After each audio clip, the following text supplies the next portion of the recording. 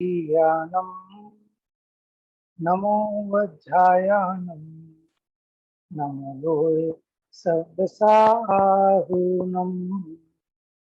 नमः श्री वर्धमानाय निर्धूत कलिलात्मने सालोकानां त्रिलोकानां यद्विद्यादर्पणाय ते।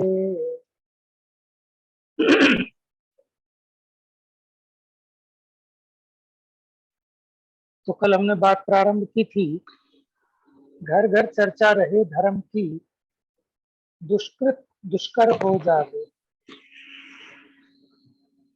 यानी अगर हम धर्म के स्वरूप को समझेंगे, धर्म की चर्चा में हमारा उपयोग रहेगा, तो जो नहीं करने योग्य कार्य हैं, जैसे कषाय, पाप, ये उत्पन्न ही नहीं होंगे, क्योंकि बिना तीव्र कषाय के ये जो दुष्कृत हैं वो हो ही नहीं सकते।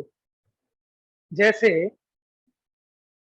बच्चे ने मम्मी को बहुत परेशान कर रखा था और पिताजी जैसे ही दुकान से लौट के आए तो मम्मी ने कहा आज बच्चों को बहुत डांटना, ठीक है ना, जोर का धमकाना और इनको गुस्सा करना। लेकिन जब पिताजी को क्रोध आ ही नहीं रहा तो बताओ क्या चाहने पर भी क्रोध ला सकते हैं क्या? कई बार ऐसा होता है आपकी ना।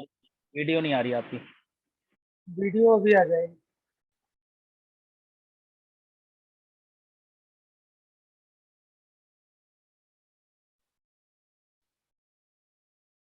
कोई बात नहीं, आ जाएगी अभी, सुन तो इतना। तो क्या कहते हैं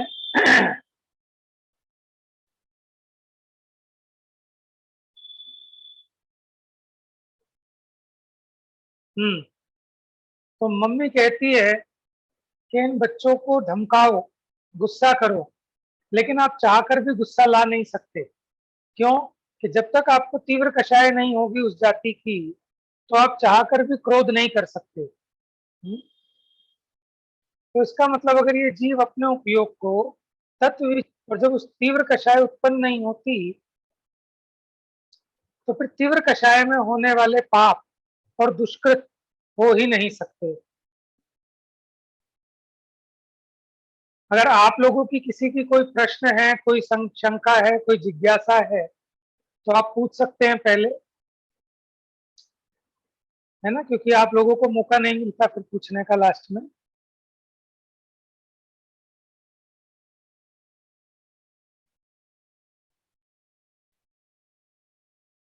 पढ़ाते हैं विषय को।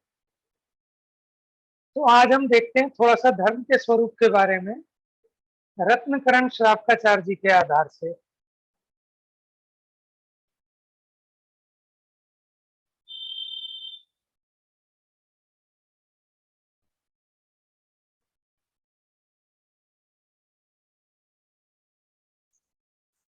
क्योंकि 10 लक्षण कैसे प्रकट होंगे, धर्म को समझने पर धर्म के वो कौन से 10 लक्षण हैं।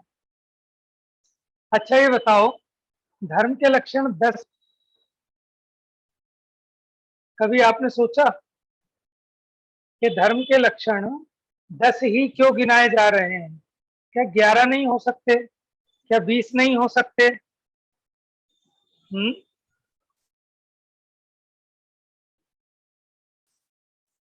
हम्म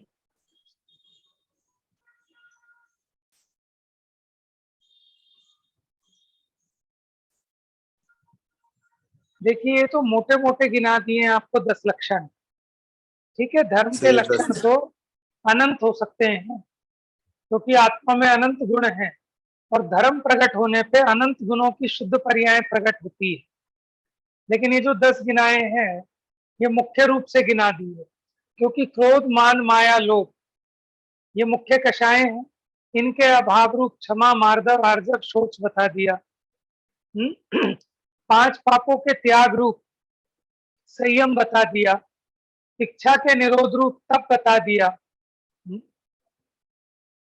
और परिग्रह के अभाव रूप, कुशील के अभाव रूप, तो परिग्रह के अभाव में आकिंचन्य धर्म,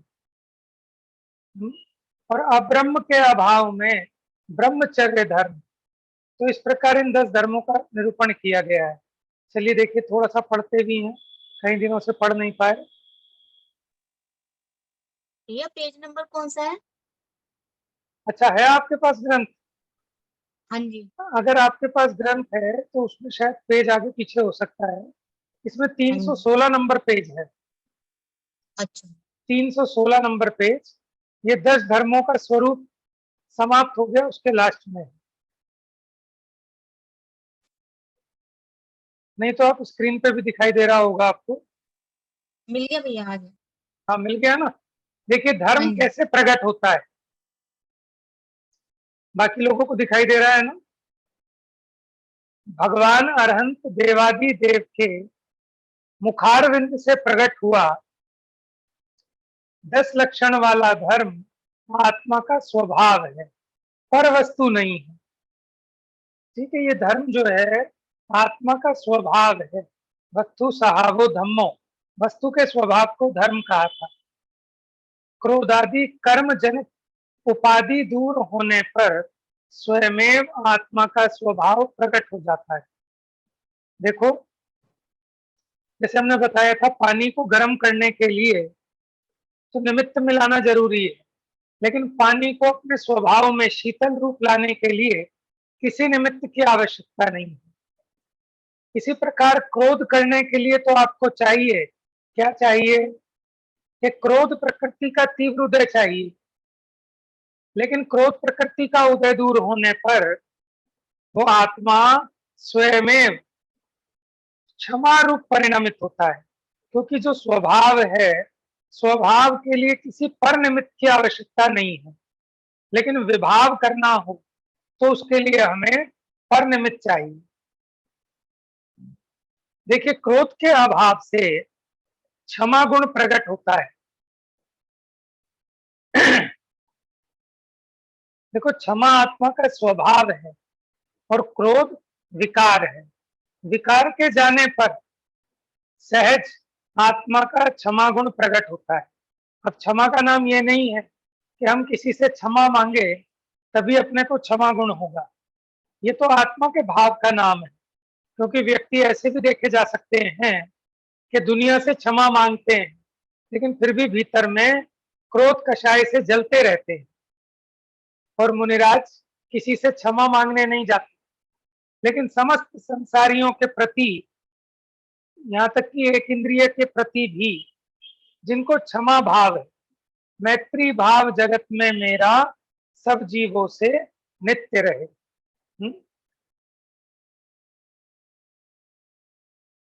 तो क्षमा आत्मा का भाव है।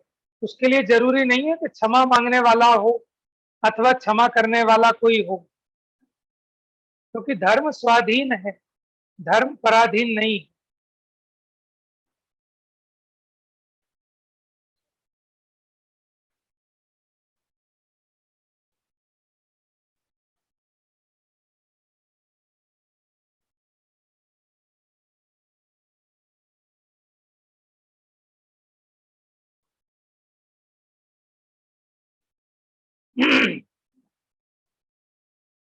पढ़िए, आप, कोई मेरे थोड़ा सा प्रॉब्लम आ रही है सिस्टम में।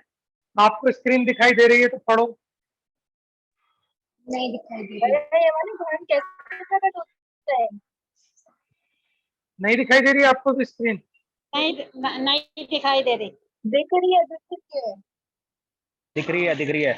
हाँ, दिख रही है तो पढ़िए एक जना। धर्म कैसे प्रकट होता है? भगवान अनंत देवादिदेव के मुखारविंद से प्रकट प्रकट हुआ 10 लक्षण धर्म आत्मा का स्वभाव है, पर वस्तु नहीं है। क्रोधादि कर्म जनित उपाधि दूर होने पर स्वयमेव आत्मा का स्वभाव प्रकट हो जाता है। क्रोध के अभाव से क्षमा गुण प्रकट होता है। मान के अभाव से माधव गुण प्रकट है। माया के अभाव से आजब गुण प्रकट होता है। लोभ के अभाव से शौच गुण प्रकट होता है। असत्य के अभाव से सत्य गुण प्रकट होता है। कषायों के अभाव से संयम गुण प्रकट होता है। इच्छा के अभाव से तप गुण प्रकट होता है। फल में ममता के अभाव से त्याग गुण प्रकट होता है। पर द्रव्यों से भिन्न अपने आत्मा का अनुभव होने से आंकिन चन्य गुण प्रकट होता है। वेद के अभाव से आत्म स्वरूप में प्रवृत्ति करने से ब्रह्मचर्य गुण प्रकट होता देखिए आप एक बात नोट कीजिएगा इसमें, देखो जिसको जो वीतरागी हो गया उसके क्रोध मान माया लोभ भी चले गए, हिंसा झूठ चोरी कुशील परिग्रह भी चले गए, इच्छा भी चली गई और वो आत्मा के अनुभव में लीन भी रहते हैं। पर में ममता का अभाव भी हो गया, वेद कषाय का अभाव भी हो गया, स्वरूप में लीन रहते हैं। तो जो अगर वीतरागी हुए तो उनके के सारे धर्म एक साथ प्रकट हो गए हैं। जो वीतरागी आत्मा है उसी के सारे धर्म तो एक ही है, ठीक है ना। ये धर्म के 10 लक्षण हैं। आगे देखिए धर्म का स्वरूप। यह 10 प्रकार का धर्म आत्मा का स्वभाव है। यह धर्म किसी छीनने वाले द्वारा छीना नहीं जा सकता, लूटने वाले द्वारा लूटा नहीं जा सकता, चोर द्वारा चुराया नहीं जा सकता। अब देखो सुनो, देखो धर्म स्वाधीन होता है, धर्म पराधीन नहीं होता। यानी जो कुछ भी पराधीन हम कर रहे हैं ना वो धर्म नहीं है, वो धर्म का सहचारी हो सकता है, धर्म का व्यवहार हो सकता है, लेकिन वास्तविक धर्म नहीं है। क्यों? देखो जैसे हम अभी ये स्वाध्याय कर रहे हैं, ये वास्तव में धर्म नहीं है, ये धर्म का साधन हो सकता है। क्यों? क्योंकि ये पराधीन है ना। अभी लैपटॉप में कोई गड़बड़ आ जाए, लाइट चला जाए, नेट के कनेक्शन में प्रॉब्लम हो जाए, अभी गले में कुछ परेशानी हो जाए तो हम ये स्वाध्याय नहीं कर पाएंगे, ठीक है ना। लेकिन धर्म में ऐसा कुछ भी नहीं है। ये धर्म किसी छीनने वाले द्वारा छीना नहीं जा सकता। कदाचित ऐसा हो सकता है कि मंदिर में हाउसफुल हो गया हो और आपको एंट्री ना मिले तो भी आप धर्म करने के लिए स्वतंत्र हैं। लूटने वाला इसे लूट नहीं सकता। देखो धन तो कोई लूट के ले जा सकता है? लेकिन आपकी परिणति में जो धर्म प्रकट हुआ उसे कोई लूटने वाला लूट नहीं सकता, चोर चुरा नहीं सकता, राजा छीन नहीं सकता, है ना। मोदी जी टैक्स नहीं लगा सकते उस पर। स्वदेश परदेश में इसका स्वरूप कभी भी बदलता नहीं। क्या माने जो धर्म प्रकट हुआ, चाहे आप यहाँ रहो चाहे बाहर रहो, कहीं भी रहो, वो कभी बदलता नहीं है।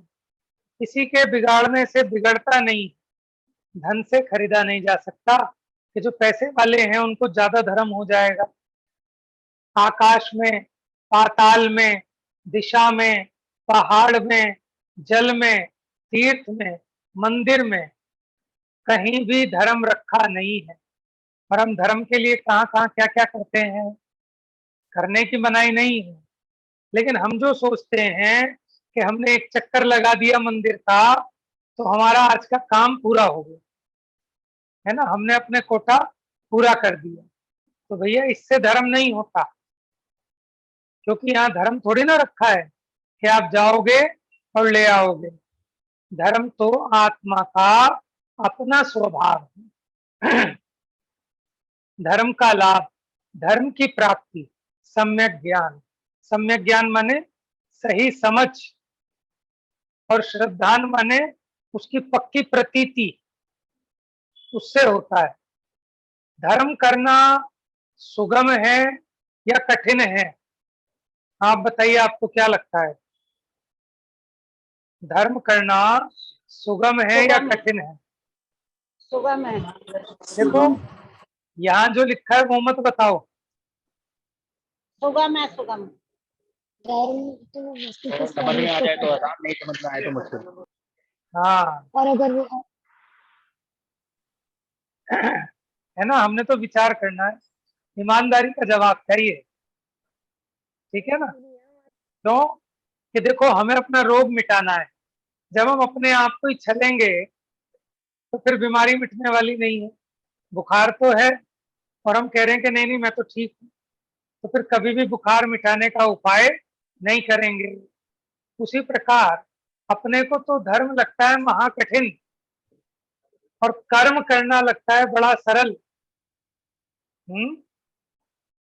माने जो घर गृहस्थी के काम है ये कठिन लगते हैं या धर्म करना कठिन लगता है? बताओ तरुषी। धर्म करना कठिन लगता है पर है सरल। कैसे सरल है, अब इसको समझना है। ठीक है, देखो कठिन तो सबको लगता है। क्यों? कि धर्म के नाम पे हमें क्या दिखाई देता है कि भूखे रहना। अच्छा, आप लोगों में से किसी ने उपवास किए हैं क्या 10 लक्षण के? हैं? नहीं तो बड़े ऐसे ऐसे लोग हैं कर लेते हैं और पता बताते भी नहीं। शालू, किए हैं क्या? नहीं भैया। नहीं। तो हमारे शास्त्री पारक में तो लोग बहुत ज्यादा करते थे है ना, और पता भी नहीं चलता था कि इतने लोगों ने उपवास कर लिए। देखो उपवास करने का लाभ क्या है। उपवास करने पर आपको सारी फुर्सत मिल जाती है सभी कामों से, और मन लगा के खूब धर्म ध्यान करो। और धर्म ध्यान क्या करना है कि तत्व विचार करो। पर उपवास बताओ। में मन नहीं लगता ना, लेकिन हाँ, उपवास मन लगाने के लिए ही तो है।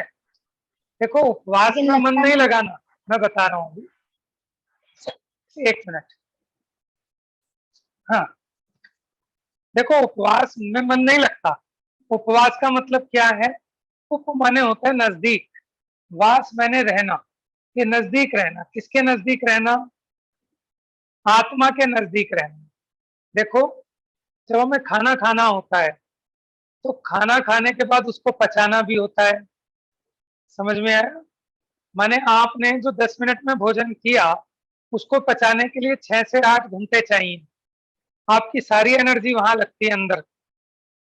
और जिस दिन आपने भोजन नहीं करना, ना तो मंदिर से जल्दी आने का विकल्प है, न बनाने का, न कप बर्तन धोने का। ठीक है, लेकिन आप लोग कहोगे हम नहीं खाएंगे, लेकिन जो खाएगा उसके लिए तो बनाना पड़ेगा। ये तो चलो साहब स्त्री पर्याय की मजबूरी है, लेकिन उसमें भी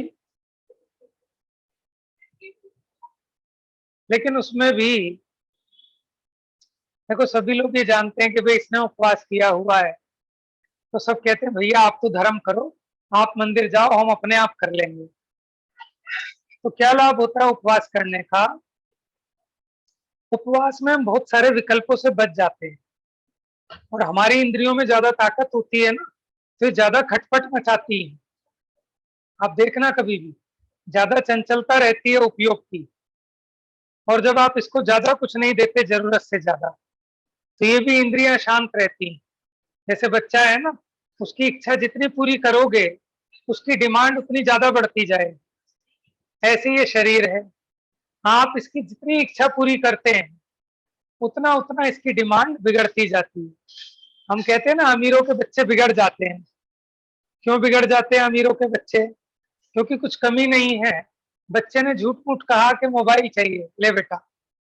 बच्चे ने झूठ मूठ कहा कि ये खिलौना चाहिए, तो ये ले। लेकिन उतना मिलने पर उसकी इच्छा कम होती है कि बढ़ जाती है। उसी प्रकार ये देह है। ठीक है, इस देह की जो इच्छा है, मुनिराज उपवास करते हैं तो इसकी इच्छा को जीत लिया जाता है। देखो हमारी जिह्वा इंद्रिय कंट्रोल में नहीं होती, बहुत खटपट मचाती है, बहुत दुखी करती है। तो इसको जीतने का उपाय उपवास है। उपवास करके हमें सिर्फ फुर्सत निकालनी है, हमें अवसर चाहिए। अब उस अवसर में क्या करना कि खूब अच्छे से मन लगा के खूब प्रवचन सुनना, खूब शास्त्र अभ्यास करना। ठीक है, उसके निमित्त से तत्व विचार करना, आत्म ध्यान करना, है ना। तो उपवास में मन नहीं लगाना। उपवास तो हमें एक मौका देता है, एक अपॉर्चुनिटी। ठीक है, लेकिन जब आपको लगे कि अब ऐसी हालत हो गई कि स्वाध्याय में बैठा भी नहीं जा रहा, तो भोजन ले लेना। क्योंकि हमें जिद नहीं है। काहे की जिद? कि हमको भोजन करना है कि नहीं करना। जैसे अपनी आत्मा की साधना अधिक हो सके, ये हमने अपना अपना खुद टटोलना है। अगर खा खाकर बुरी हालत हो गई, प्रमाद अधिक आता है, तो भोजन का त्याग करना। और अगर भोजन का त्याग करने पर इतनी कमजोरी आ गई कि स्वाध्याय करना मुश्किल हो रहा है, बैठना भी मुश्किल है, तो फिर क्या करना? भोजन को ग्रहण कर लेना। लेकिन कितना भोजन करना कि जितना सरलता से पच जाए। देखो कोई बच्चा जिसको किसी एग्जाम की तैयारी करनी हो, ठीक है, उसको खाना खाने की याद नहीं आती, उसको अपना पढ़ना है, उसका लक्ष्य है पढ़ाई करना। अब अगर खा के अच्छा पढ़ा जाता है तो वो खाता है, और नहीं खा के अच्छा पढ़ा जाता है तो वो नहीं खाता है। उसको ये जिद नहीं है कि मैं खाऊंगा कि नहीं खाऊंगा। देखो ना तो खाने से धर्म होता और ना न खाने से धर्म होता। धर्म तो अपने आत्मा में वीतरागता उत्पन्न करने से होता है, लेकिन उसके लिए बाहर की अपने को जो व्यवस्था है, बुद्धिपूर्वक जो पुरुषार्थ है, जैसे हम शास्त्र अभ्यास कर रहे हैं। बेटा कोई फोन बज रहा है, म्यूट करो उसको। हम जो शास्त्र अभ्यास कर रहे हैं वो शास्त्र अभ्यास से धर्म नहीं होता, लेकिन शास्त्र अभ्यास के निमित्त से हमें मौका मिलता है तत्व विचार करने का। अगर हम शास्त्र अभ्यास नहीं करें, स्वाध्याय नहीं करें, तो हम बैठते हैं लेकिन हमारा विचार नहीं चलता। तो ये निमित्त मात्र है। हाँ, कोई ये सोचे कि मैंने 1 घंटे स्वाध्याय सुन लिया तो मेरा धर्म हो गया, सो ऐसा नहीं। चलिए आगे पढ़िए।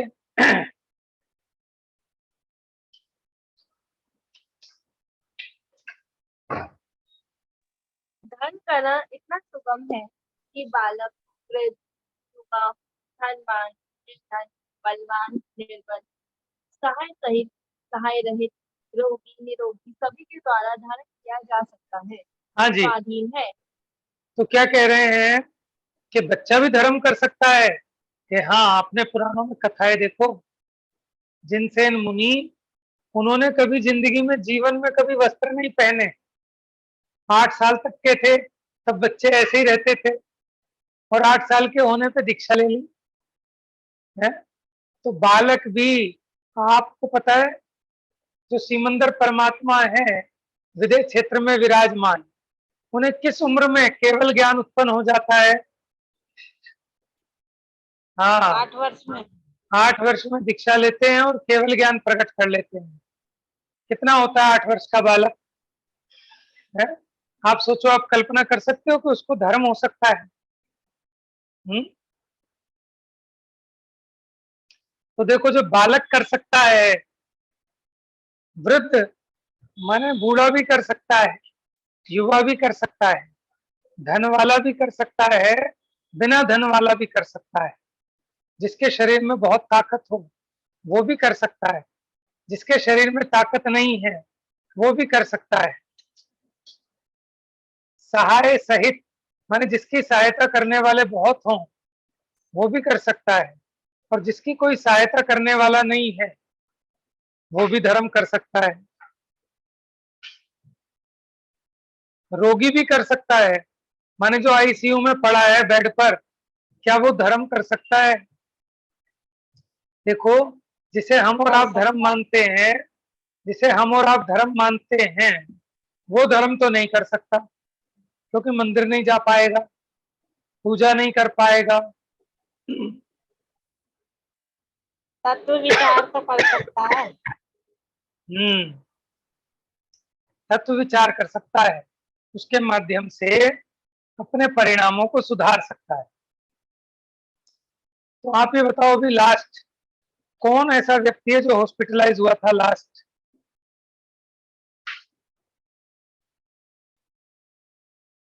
चलो अच्छी बात है कि किसी को हॉस्पिटल में एडमिट नहीं होना पड़ा। मेरे जानने में एक हुए थे, और वो कभी भी धर्म ज्यादा नहीं इतना करते थे, लेकिन थोड़ा बहुत भी जो उन्होंने सुना था, लास्ट मोमेंट पे वो यही कहती रही कि मैं तो अलग हूँ, और वो बहुत यंग भी थी, फिर भी वो ये कहती रही कि मैं तो अलग हूँ, और कौन? ये तो शरीर बुला गया। हमारे एक जानने में थे, अच्छा, और वो धर्म बहुत दूर ही रहते थे, धर्म से कोई ऐसा बहुत ज्यादा नहीं था, बस मम्मी थोड़ा बहुत उन्हें बता देती थी। उतने में ही उन्होंने लास्ट टाइम पे, उनकी इतनी अच्छी फीलिंग्स थी कि उन्होंने किसी को याद नहीं किया, किसी को भी नहीं बुलाया, और वो अपनी यही वाली बात करते करते उनकी डेथ हो गई। तो देखो, यही तो अपने को तैयारी रखनी है कि हमेशा ऐसी अवस्था नहीं रहेगी। न जाने एकदम कहाँ भर्ती होना पड़े, और वहां पड़े पड़े परिणाम खराब करते रहते हैं हॉस्पिटल में। तो वहां क्या करे ये सोचे अब तो मुझे फुर्सत ही फुर्सत है, सारा मौका मिल गया। अपने को शिकायत रहती थी ना कि भाई घर के कामकाज इतने हैं, मैं नहीं करूंगा तो कौन करेगा, और हमें कहाँ फुर्सत है धर्म ध्यान करने की। लेकिन जब आप हॉस्पिटलाइज हो गए, पहले तो जाना ही नहीं चाहिए, ठीक है, लेकिन अपने होश में ना हो और घर वाले जबरदस्ती ले जाके डाल भी दें तो भी वहां समता भाव रखना चाहिए। और जो हमने पढ़ा है सुना है, देखो जब तक अपना शरीर ठीक है तब तक इतना तो सीख लो कि कहीं भी पड़े हो, कहीं मरने को पड़े हो, तो वहां इतना तो अपना दिमाग काम कर जाए कि अपने परिणामों को संभाल सकें बस।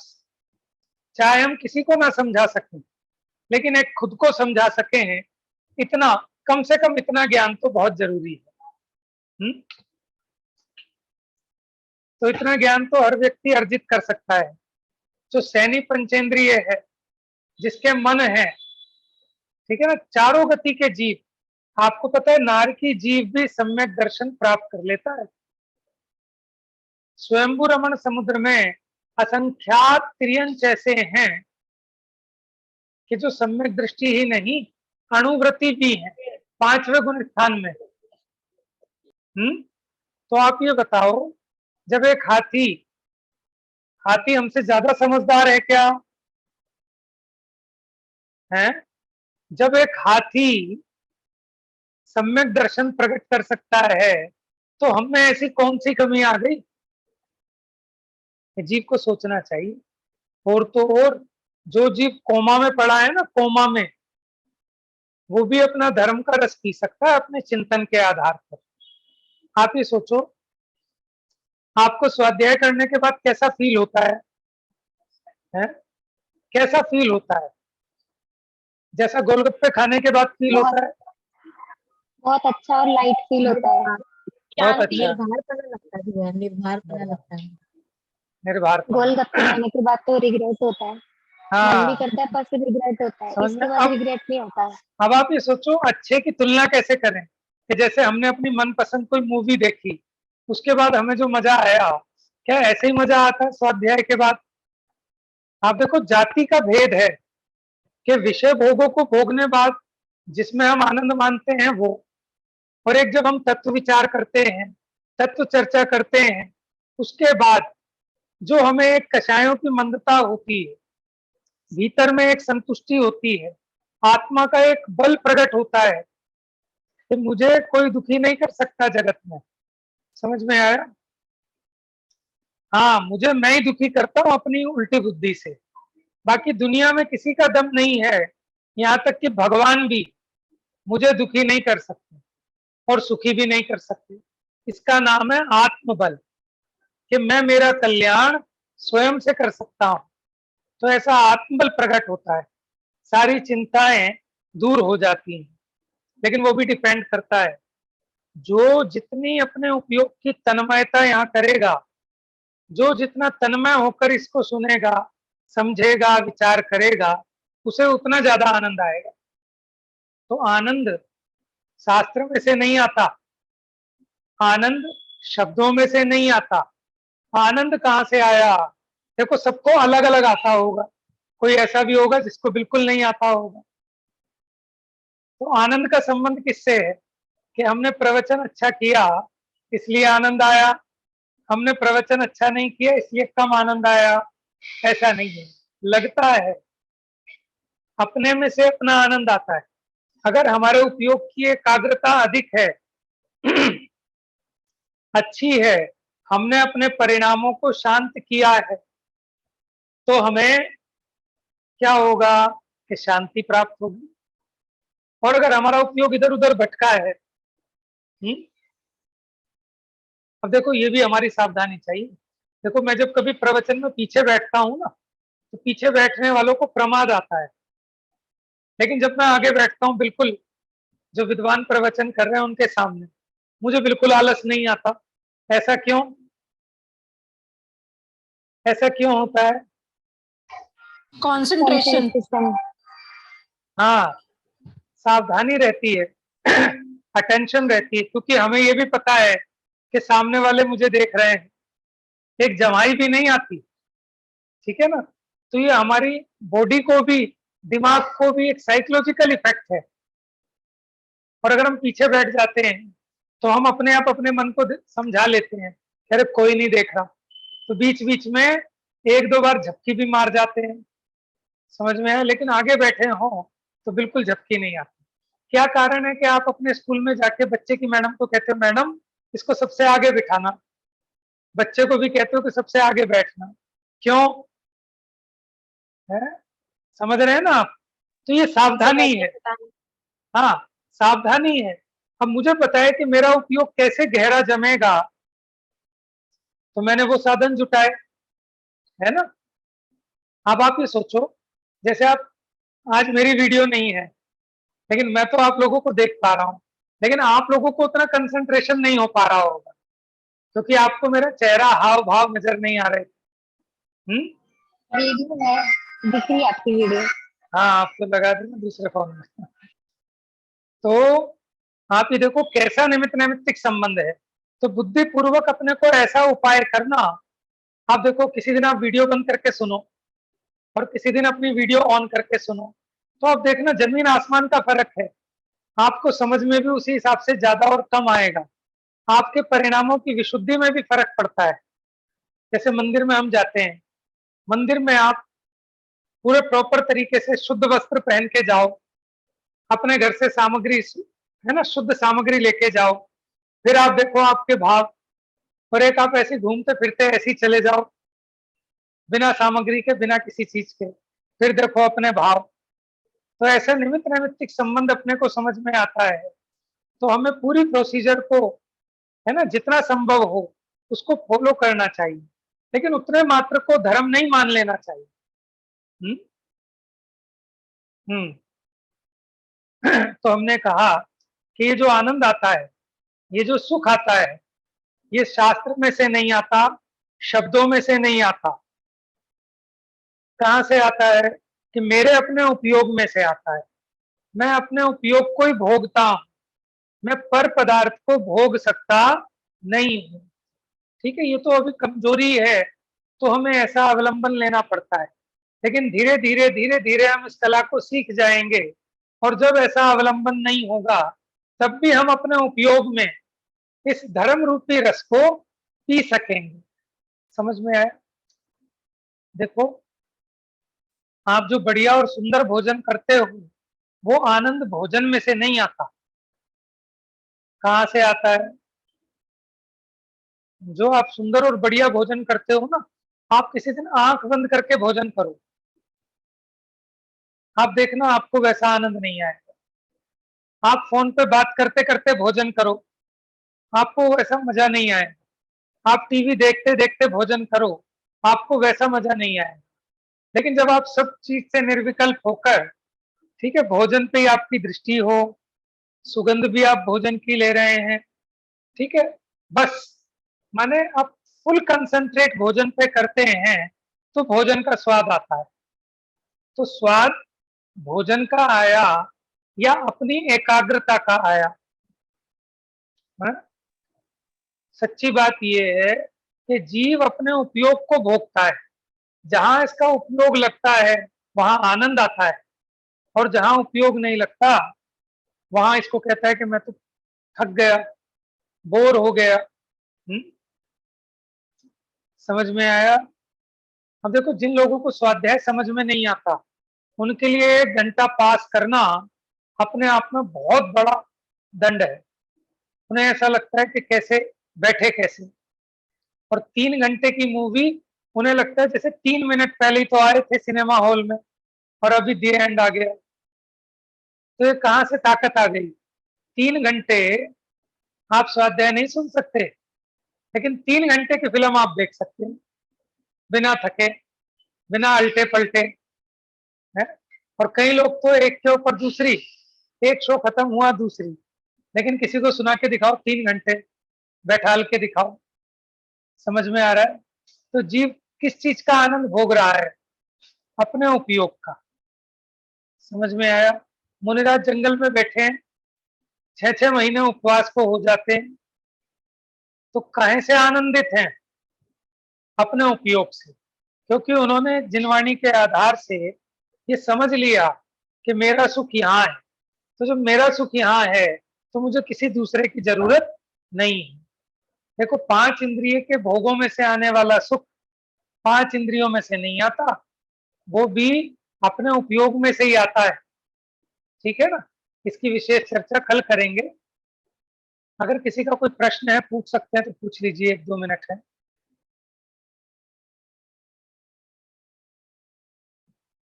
प्रश्न नहीं है, किसी ने कुछ कहना हो, कुछ बताना हो।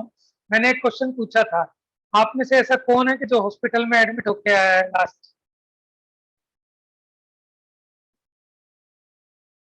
चलिए, बहुत आप अच्छे उदय वाले जीव हैं, सौभाग्य है, क्योंकि वो शमशान घाट है।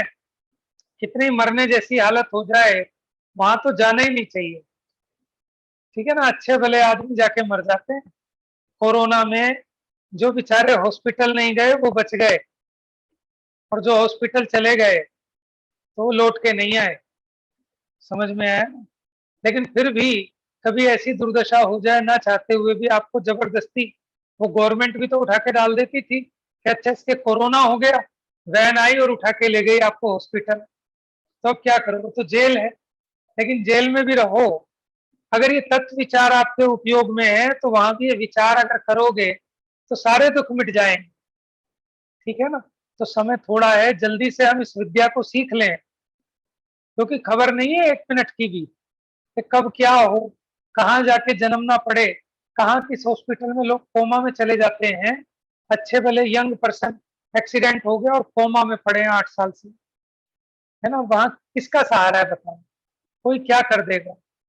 लेकिन अपने अंदर जो अभ्यास किया होगा, जो तत्व विचार किया होगा, वो असली पूंजी है। वो काम आएगी वहां बुरे वक्त में।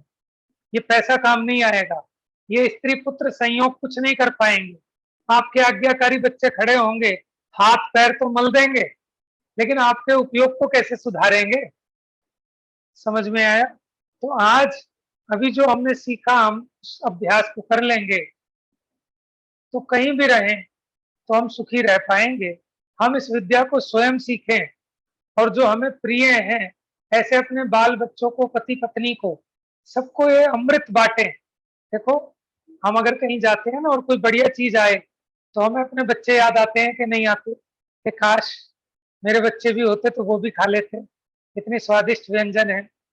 कहीं घूमने जाओ कि इतनी बढ़िया चीज है, बच्चे भी होते तो उन्हें भी दिखाते। तो ऐसे यहाँ भी याद आना चाहिए कि जब ये इतनी कमाल की विद्या है, ये चमत्कारी विद्या है कि हमारे सारे दुख मिटा देने वाली है, तो इसका टेस्ट हम अपने बच्चों को भी कराएंगे, अपने सगे संबंधियों को भी कराएंगे। लेकिन हमें जब खुद को लगेगा तब। ठीक है ना? आपने कोई बढ़िया आइसक्रीम खाई, आप बच्चों के लिए लाते हो कि नहीं लाते हो? हैं? तो उसी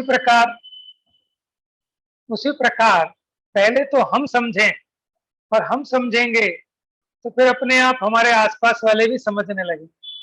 अभी हम ही नहीं समझते तो हमारे आसपास वाले क्या समझेंगे? ठीक है ना? जब उन्हें दिखेगा कि भाई गजब का चेंज आ गया इनमें, ये जो हर बात बात पे कषाय करते थे, है ना, हर चीज में बिना मतलब, ये स्वर्ग को नरक बना दिया था, जब से इन्होंने स्वाध्याय प्रारंभ किया तो ये घर फिर से स्वर्ग बन गया। तो वो भी कहेंगे भैया हमें भी सुनना है, हम भी जिनवानी पढ़ेंगे, हम भी मंदिर जाएंगे। ठीक है ना? तो हम तभी सुधार पाएंगे अपने बच्चों को। हमारी शिकायत होती है कि साहब हमारे बच्चे नहीं सुधरते, कि बच्चों को बाद में सुधारना, पहले हम